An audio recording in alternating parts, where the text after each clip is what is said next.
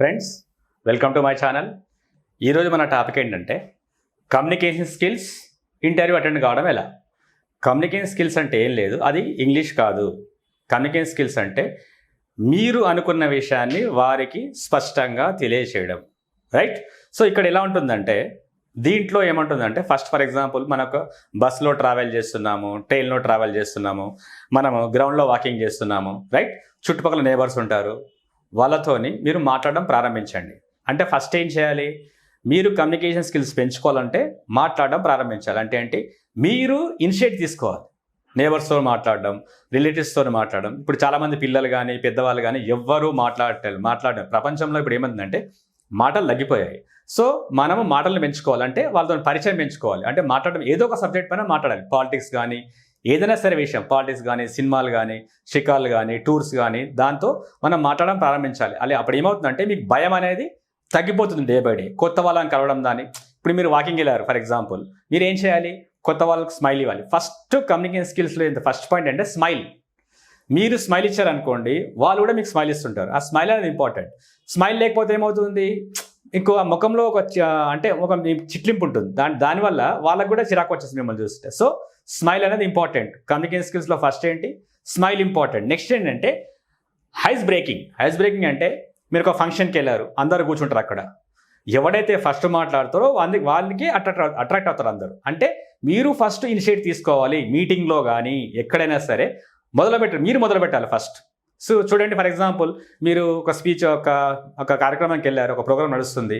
First అక్కడ వక్త ఏం చేస్తాడు? పైకి వచ్చి ఒక జోక్ వేస్తాడు, అతను స్టార్ట్ చేస్తాడు.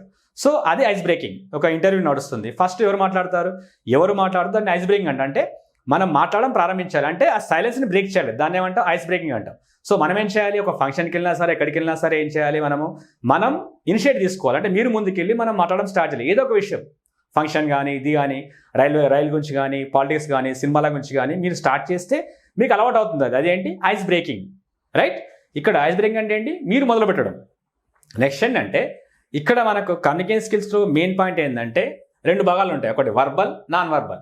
సో వర్బల్, నాన్ వర్బల్ అంటే ఏంటి? నాన్ వర్బల్ అంటే బాడీ లాంగ్వేజ్.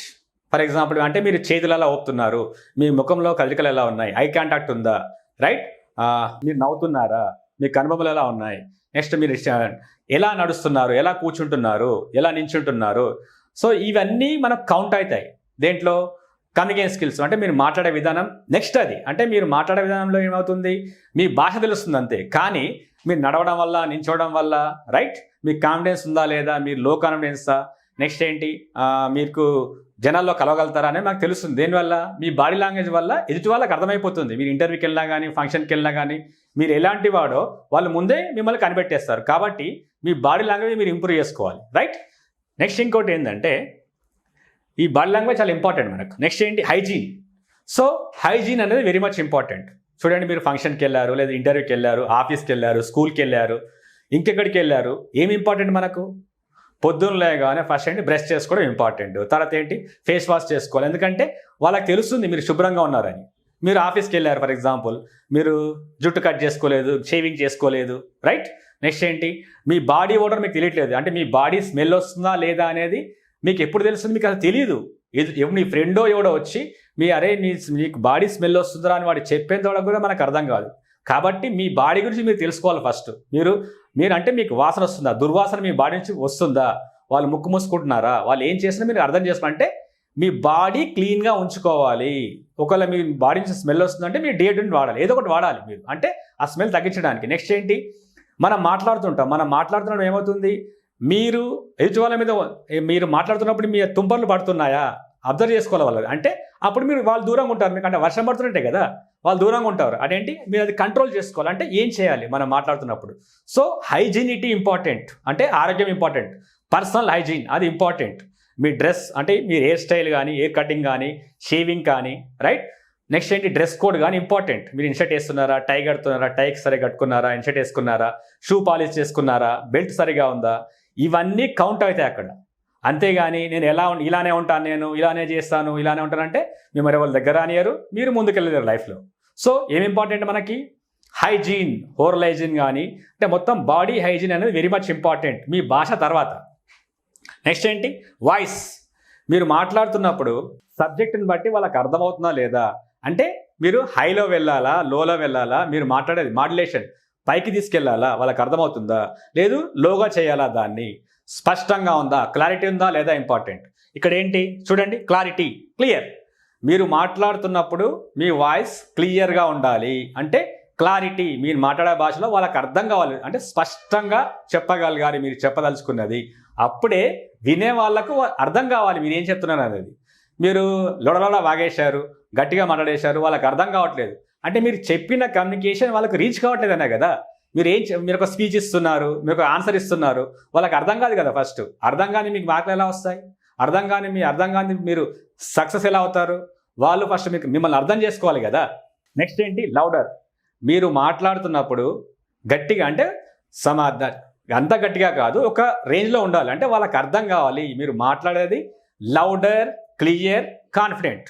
అంటే మీరు మాట్లాడడం వల్ల ఏంటి, మీ భాషలో క్లారిటీ ఉండాలి, గట్టిగా మాట్లాడాలి. నెక్స్ట్ ఏంటంటే కాన్ఫిడెన్స్ ఉండాలి. లౌడర్, క్లియర్, నెక్స్ట్ ఏంటి కాన్ఫిడెన్స్ అనేది ఇంపార్టెంట్. మీ భాషలో కాన్ఫిడెన్స్ లేదు, నెక్స్ట్ ఏంటి మీరు కాన్ఫిడెంట్గా లేరు అంటే మీరు ప్రిపేర్ కాలేదని. క్లారిటీ లేదంటే మీరు చెప్పే భాష సరిగా లేదని.